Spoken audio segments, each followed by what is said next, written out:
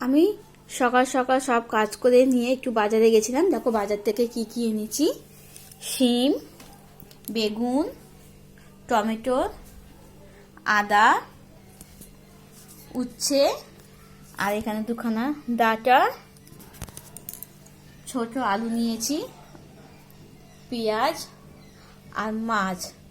তো আমার বিবাহ বার্ষিকীতে তো সেরকম কিছু হয়নি, বুঝতেই পারছো। তো অসুবিধা নেই। তো আমার এই বাজারগুলো কেমন হয়েছে। আমার সব রান্না হয়ে গেছে। রান্না হয়ে যাওয়ার পর আমি দুই ছেলেকে দিয়ে নিয়ে বসেছি, খাওয়াতে বসবো এখন। তো কি কি রান্না করেছি তোমাদের সাথে একটু শেয়ার করে দিই।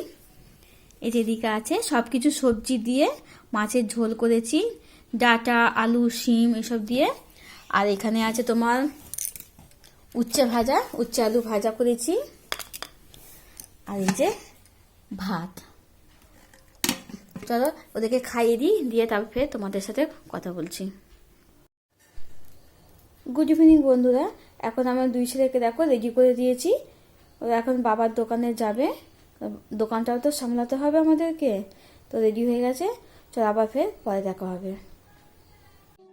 আমরা দোকানে পৌঁছে গেছিলাম। এবার সেখানে গিয়ে একটু দোকানদারি করে এলাম। আমাদের ভিডিও যদি ভালো লাগে অবশ্যই লাইক কমেন্ট করে দিও।